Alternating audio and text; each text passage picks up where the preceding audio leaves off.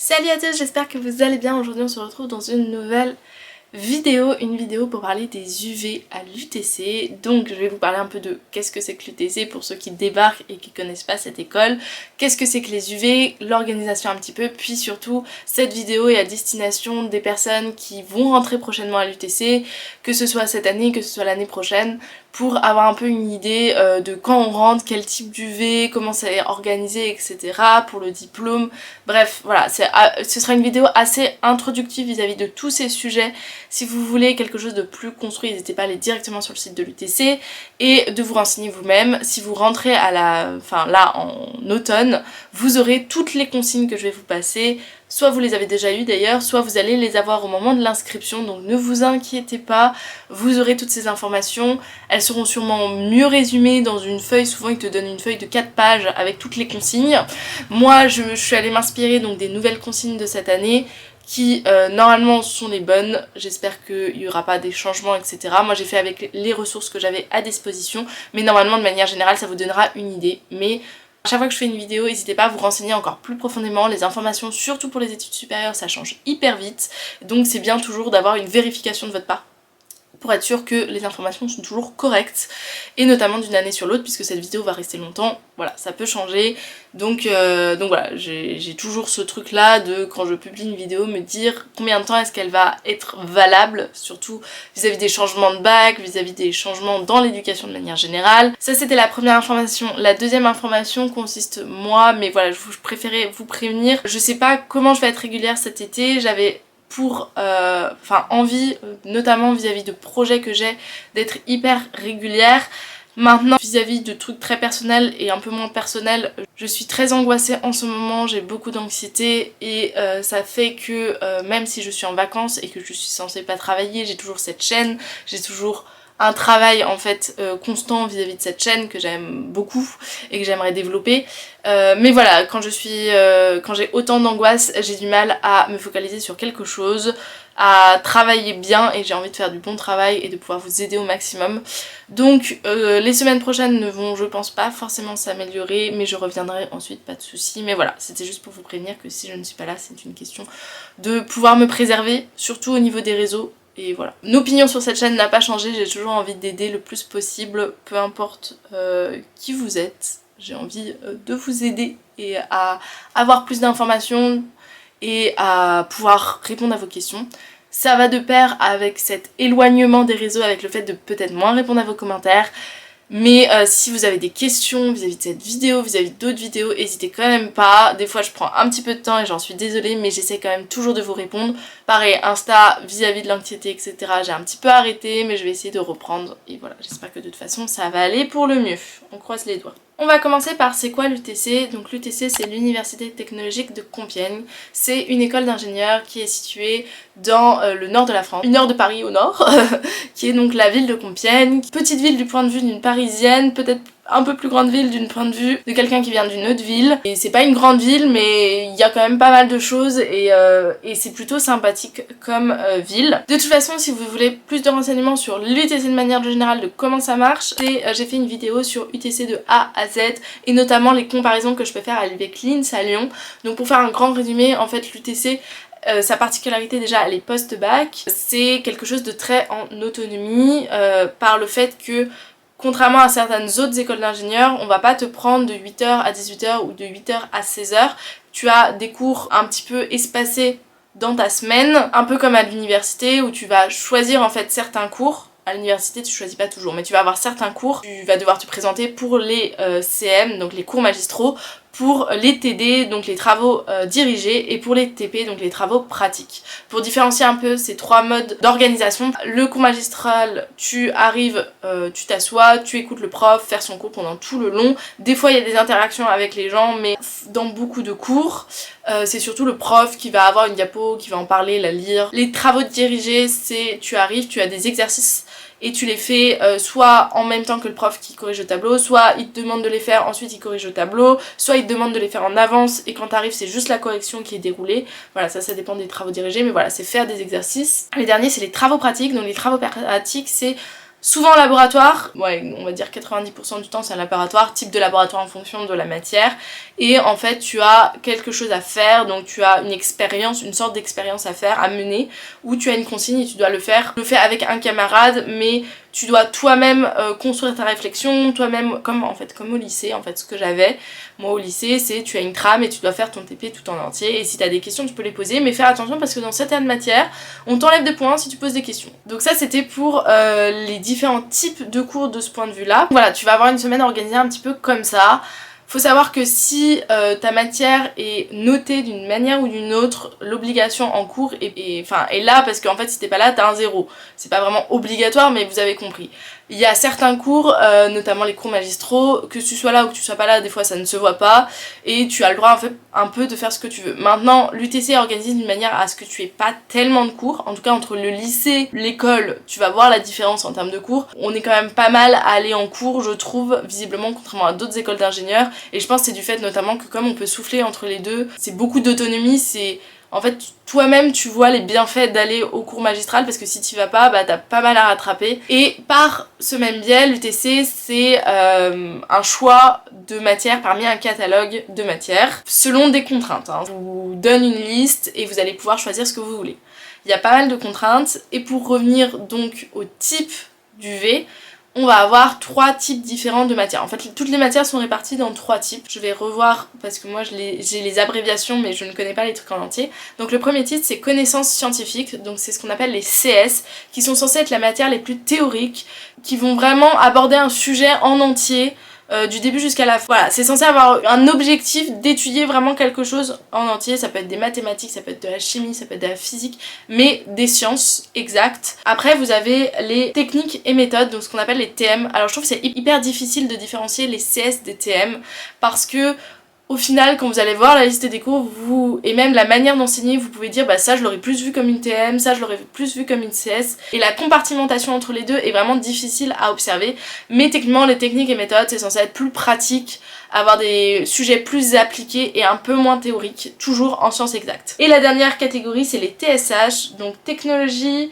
et sciences de l'homme. Donc en gros ça va être tout ce qui n'est pas sciences exactes et toutes les autres matières que vous pouvez enseigner. Donc là-dedans vous allez comprendre les langues, l'étude des civilisations, l'économie, le marketing, vous allez avoir aussi de la psychologie par exemple, de la sociologie, du droit, et ça c'est vraiment beaucoup plus libre. Vous avez une sorte de petit tableau en fait dans votre dossier en fait étudiant, vous avez un tableau qui va comprendre plusieurs lignes et plusieurs colonnes, et vous devez remplir au moins une ligne ou une colonne, et chaque TSH se situe dans une case, et ça c'est à peu près la seule contrainte que vous avez pour les TSH. Je reviendrai sur peut-être les autres petites contraintes, mais sinon c'est assez libre, et c'est ça qui est vraiment je trouve riche à l'UTC, c'est que tu as vraiment la possibilité d'avoir une ouverture en fait au terme de sciences sociales qui est énorme, parce que nombre de matières qui est proposé en TSH est hyper important. Pour avoir son diplôme d'ingénieur, vous allez avoir un certain nombre de CTS à avoir en fait. À la fin de votre diplôme, vous devez avoir 300 crédits. Ça c'est si vous arrivez juste après le bac à l'UTC, parce que sinon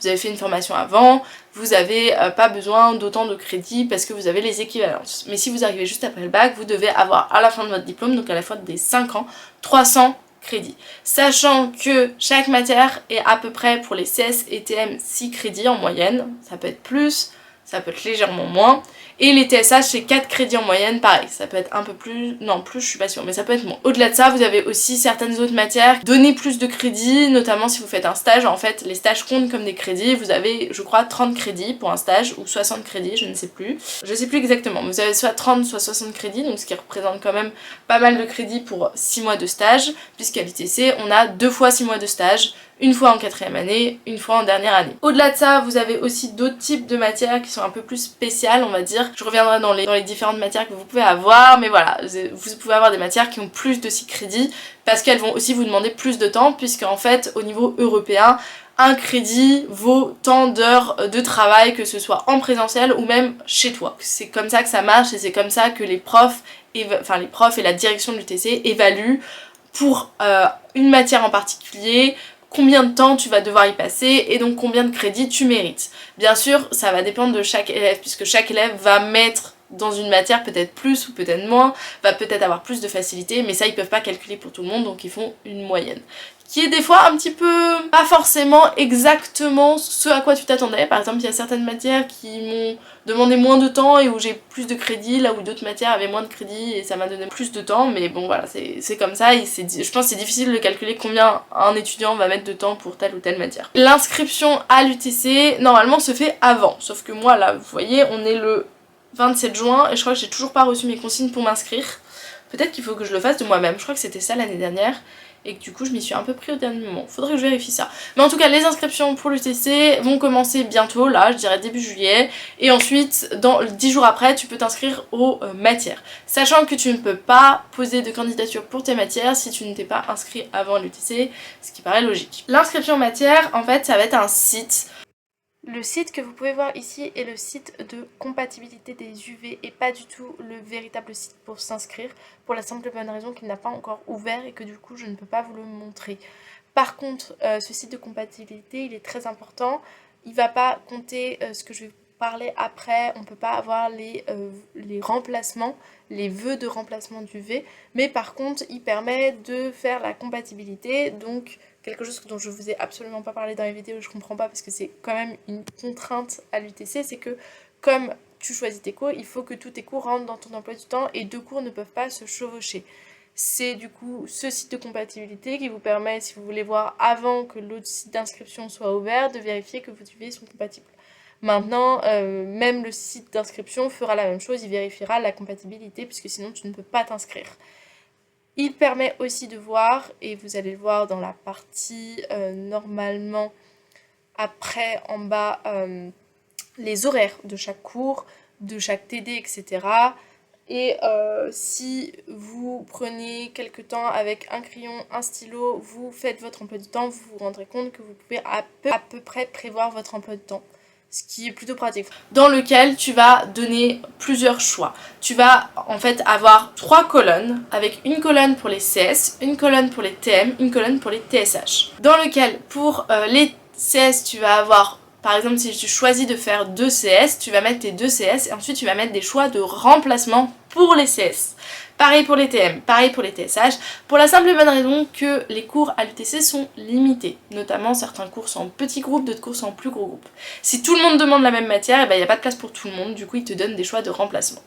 C'est quelque chose qui est assez cruel à l'UTC, je trouve personnellement, parce que des fois tu veux tellement ton premier choix et ton deuxième choix tu trouves pas grand chose ton second choix, et du coup c'est très frustrant de te dire que tu vas potentiellement avoir ton second choix alors qu'il t'intéresse moins et que la première matière elle correspond plus à ce que tu as envie de faire, mais voilà. Souvent certaines matières sont plus privilégiées pour un moment de ton cursus et d'autres matières pour la fin de ton cursus. Par exemple si tu es en fin ou en filière, on va plus te laisser accéder à telle matière parce qu'on sait qu'après tu ne pourras plus le faire. Mais voilà, c'est pas toujours aussi simple. Il y a beaucoup de chances pour que vous ayez vos UV de remplacement et ça c'est quelque chose de très important que l'UTC rappelle tout le temps. Quand vous choisissez vos choix principaux, vous choisissez autant vos choix de remplacement. C'est pas juste, bon bah il faut mettre un choix de remplacement, je vais mettre ça. Parce qu'il y a, j'ai envie de dire, 50% de chances que vous ayez votre choix de remplacement et pas votre premier choix. Donc c'est très important que vous ayez envie de faire cette deuxième matière. Et c'est là où c'est compliqué parce que en fait le catalogue il évolue beaucoup.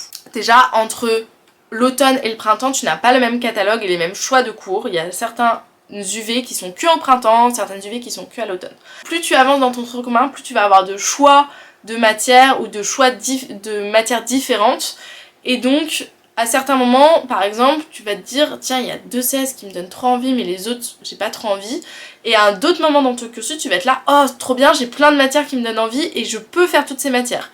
À certains moments dans ton cursus, tu vas avoir l'impression d'avoir moins de choix que d'autres moments dans ton cursus, dû au fait de cette évolution, que tu choisis une branche, à un moment où tu vas avoir que les UV de branche que tu vas pouvoir choisir, que à un moment ça va être que au printemps et que en matière de chimie, bah au printemps par exemple il n'y a pas forcément beaucoup de trucs. Là je dis un peu n'importe quoi, j'ai pas regardé le catalogue mais c'est un exemple. Ça évolue beaucoup en fait les choix des UV et la possibilité de faire tel ou tel UV. Donc voilà, je vous conseille de vraiment regarder aussi quand vous allez faire vos choix, pas que votre semestre actuel mais aussi qu'est-ce que vous ferez au semestre prochain.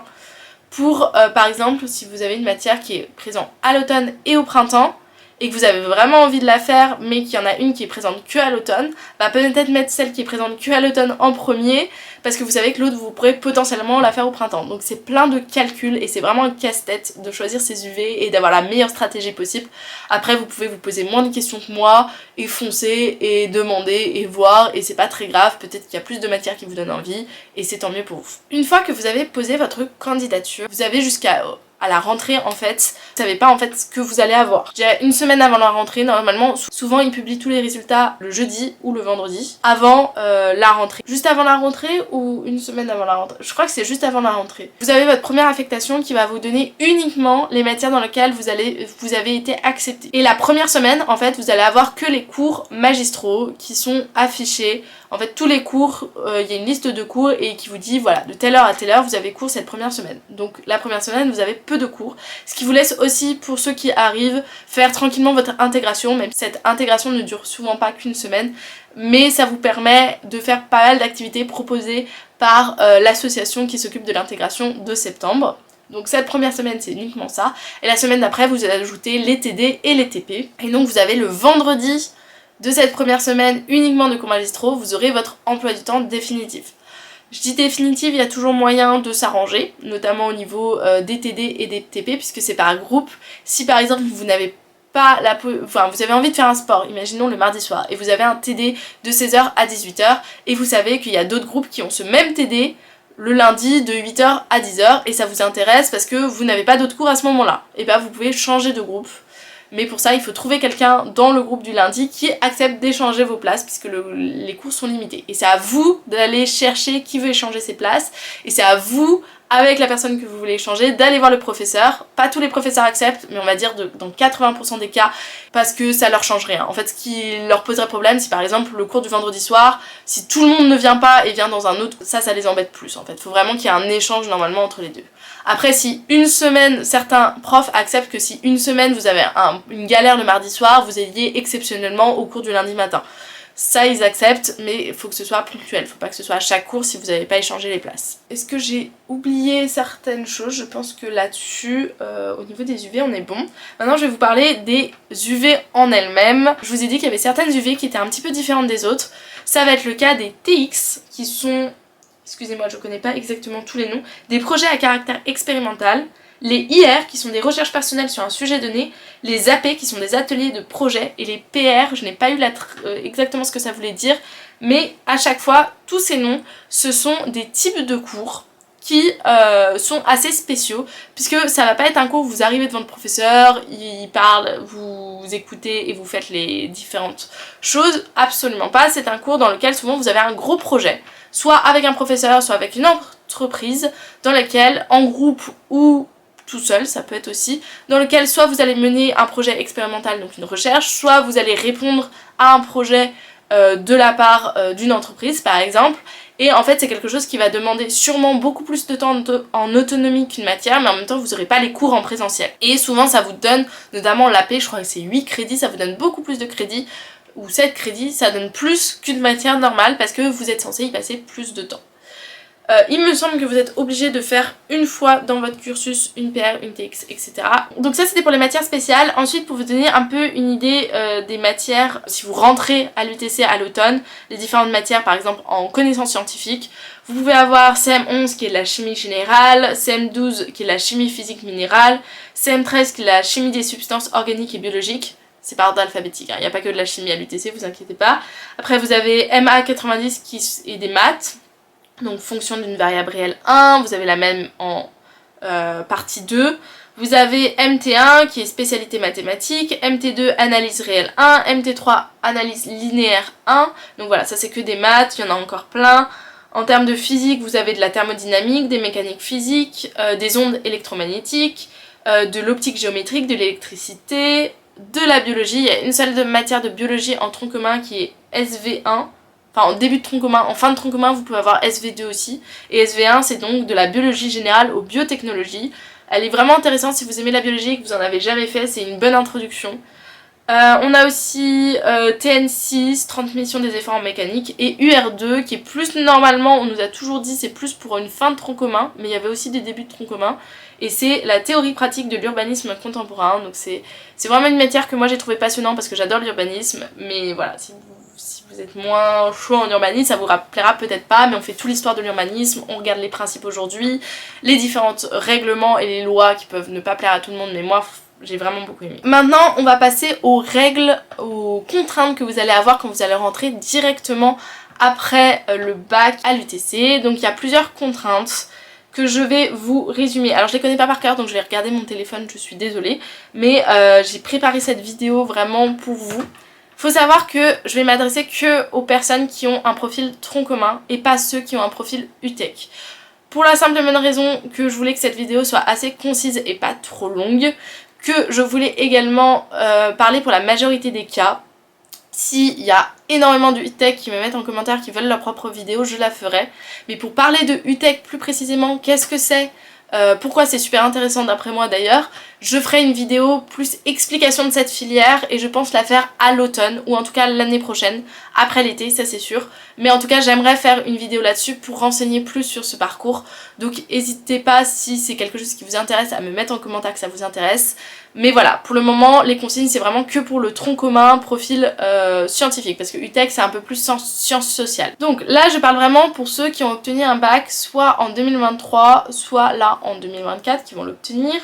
Donc vous êtes obligés de faire la matière IS0 qui est l'enseignement sur les enjeux environnementaux. C'est super parce que moi à l'époque c'était déjà pas obligé et il n'y avait pas assez de place pour tout le monde. Donc là visiblement pour tous ceux qui entrent il y a une place, donc je trouve ça plutôt cool.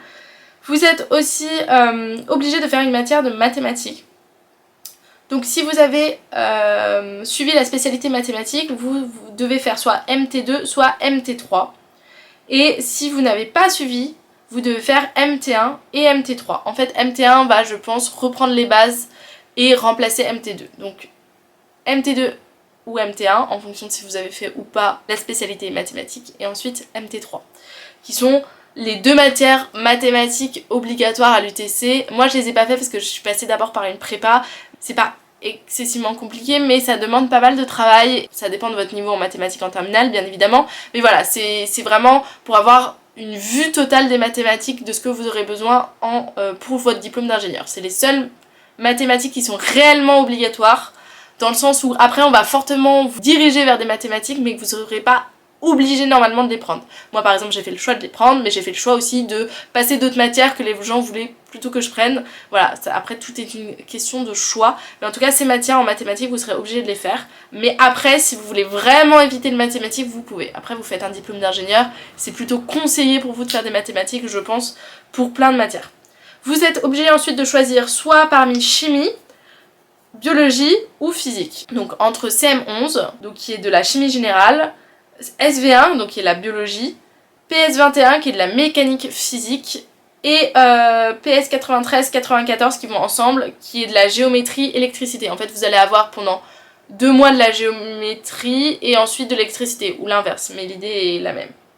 Et enfin vous avez le choix entre plusieurs TM, donc votre deuxième TM en fait vous pouvez soit avoir introduction à la mesure, nanoprojet, éléments de dessin technique, de la réalisation, de la compétence numérique, de l'algorithmie, soit de niveau 1 soit de niveau 2, ça dépend de votre niveau actuel. Et pour IN-INF que j'ai fait moi, c'était en fait de la programmation en Python qui était enfin, en fait on reprenait les bases et on allait le plus loin possible et ensuite vous pouviez continuer à aller plus loin. Et même si en informatique, je suis pas forcément ultra douée en programmation. C'est pas que je suis pas ultra douée, c'est juste que c'est pas quelque chose qui me passionne, donc j'ai peu de patience là-dessus. Mais en tout cas, j'ai trouvé que cette matière était vraiment bien enseignée, dans le sens où vraiment tu arrives en cours, tu fais pratiquement que de la programmation en TD. Le cours était un peu plus théorique et faire de l'informatique théorique je trouve ça moins passionnant moi, mais en tout cas le TD était vraiment bien organisé, t'avais plein d'exercices et tu pouvais vraiment beaucoup t'entraîner en programmation, c'est super intéressant. Désolée si le cadre a un peu changé, j'ai dû supprimer des trucs parce que je n'ai plus de carte mémoire, enfin de place sur ma carte mémoire. Il existe aussi d'autres contraintes, vous allez vous rendre compte qu'à l'UTC on peut choisir nos cours mais on a quand même pas mal de contraintes et c'est aussi pour avoir un diplôme qui correspond le mieux à un diplôme d'ingénieur avec quand même une pluridisciplinarité en termes de sciences. Et donc par exemple si vous choisissez CM11 et PS 93-94 par exemple, on vous conseille de faire PS 90, NP 90. Que PS 21 n'est accessible que à ceux qui ont fait une spé sciences physiques en terminale, et que en fait cette matière vous pourrez l'apprendre ensuite, mais en fait ça demande des prérequis que vous n'avez pas directement après le bac. Et si vous avez suivi numérique et sciences informatiques en première, vous ne pouvez pas faire Inf 1, du coup vous êtes obligé de passer à Inf 2 parce qu'on part du principe que vous avez déjà le niveau et que vous n'avez pas à refaire en fait les bases de la programmation. Pour ce qui est des UV TSH, comme je vous ai dit, il y a moins de contraintes. Les contraintes que vous allez avoir, c'est autour de la langue que vous allez pouvoir faire. Parce qu'en fait, une fois que vous êtes inscrit, on va vous demander de passer un test de langue basé sur votre LV2 ou LV3. Ce test de langue, il consiste à savoir quel niveau vous avez et où est-ce qu'on va vous inscrire pour cette LV2 ou cette LV3. Imaginons vous avez pris LV2 allemand. Et bien dans ce cas-là, vous avez passé un test en allemand. Si le test en allemand correspond à, je sais pas, C1 ou je sais pas quel niveau, et bah vous allez prendre la matière qui correspond. Pour les langues, vous allez devoir choisir votre LV2 ou votre LV3 et ensuite une TSH qui n'est pas une langue. Donc si vous avez une LV2 qui était allemand et une LV3 qui était, je sais pas moi, chinois, et bien dans ce cas-là, vous ne pouvez pas choisir de faire de l'anglais juste après le bac. Moi j'ai eu de la chance, je sais pas si c'est de la chance, mais en tout cas moi ma LV2, j'avais LV1 allemand et LV2 anglais, donc en fait j'ai dû faire de l'anglais et donc j'ai validé directement mon B2. Mais pour vous ce sera pas forcément le cas, mais après au deuxième semestre, au printemps, vous pourrez faire de l'anglais, donc pas de problème, ne vous inquiétez pas. Puis c'est super intéressant vraiment de faire une TSH qui est pas forcément des langues, parce que voilà, il y a plein de choix possibles, peut-être que tout de suite vous allez vous dire bon bah c'est pas forcément utile telle ou telle matière, mais vraiment toutes les matières sont reliées au monde de l'ingénierie pratiquement, et c'est super important d'avoir ce type de matière. Donc voilà, il y a une matière par exemple sur l'Union Européenne et sur la technologie au niveau de l'Union Européenne. Il y a une matière sur toutes les lois au niveau informatique qui est étudiée en plus en anglais mais qui correspond pas à une UV en anglais, donc celle-là vous pouvez la prendre par exemple, et qui est super intéressante. Moi, c'est pas un truc qui me passionne, le numérique internet, mais j'ai trouvé cette UV super passionnante parce qu'elle abordait des choses que je ne connaissais absolument pas et qui sont quand même importantes quand tu fais un métier d'ingénieur et que tu vas utiliser de l'informatique à un moment ou un autre. Et l'informatique, en fait, ça touche à tous les domaines et c'est ça qui est intéressant. Voilà, il y a plein de TSH différentes, il y en aura au moins une qui vous parlera et qui vous correspondra, et c'est ça que je trouve qui est très riche à l'UTC, donc voilà, je le répète un petit peu. Et sur ce, j'ai fait un petit peu le tour de tout ce que j'avais envie de vous dire dans cette vidéo, de vous parler des UV de manière générale, des différentes règles, des différentes contraintes. Les contraintes dont je vous ai parlé, c'est vraiment si vous arrivez juste après le bac. Vous allez voir que plus vous allez avancer, plus vous allez avoir des contraintes différentes. La plus forte contrainte, c'est vraiment quand vous arrivez juste après le bac. Après, vous avez beaucoup plus de liberté, vous pouvez construire votre parcours, et je vous conseille vraiment d'en parler toujours avec votre conseiller pédagogique, avec des professeurs de l'UTC, avec des personnes qui sont responsables de telle ou telle branche pour vraiment construire votre parcours. Et si vous avez des questions, n'hésitez pas à leur poser des questions. Des fois ils ont l'impression que ça coule de sens, que vous pouvez trouver de l'information, mais c'est vrai que sur le site internet c'est pas forcément facile, sur le site ENT UTC, de trouver des informations. Des fois c'est plus compliqué que ce qu'ils pensent, mais n'hésitez pas à poser des questions parce que même s'ils ont l'impression que ça coule de source, ils sont toujours là pour vous répondre. En tout cas moi, même si des fois ils ont répondu avec un temps de latence, ils m'ont toujours répondu de manière bienveillante, et ça c'est quand même aussi, je dirais, une richesse. C'est que face à la complexité de l'organisation à l'UTC, on a quand même des professeurs qui arrivent à te répondre. Ils connaissent pas forcément tout, mais ils te répondent, et voilà. Donc n'hésitez pas à poser des questions si vous en avez. Et puis ceux qui sont là techniquement pour ça, c'est les responsables pédagogiques. Mais ils connaissent pas forcément tout. Par exemple au niveau des branches, c'est moins, donc les branches et les spécialités, j'espère que vous avez compris ça, c'est moins évident pour eux, donc des fois ils peuvent pas forcément répondre à vos questions. Voilà. Donc si vous avez toujours des questions autour des UV, de l'UTC de manière générale, n'hésitez pas à en mettre en commentaire, n'hésitez pas, voilà, à parler de l'UTC si vous en avez besoin en commentaire, je répondrai à vos commentaires si je le peux, et sinon je vous dis sûrement à la semaine prochaine pour une autre vidéo, on verra comment se passe cette semaine. Salut!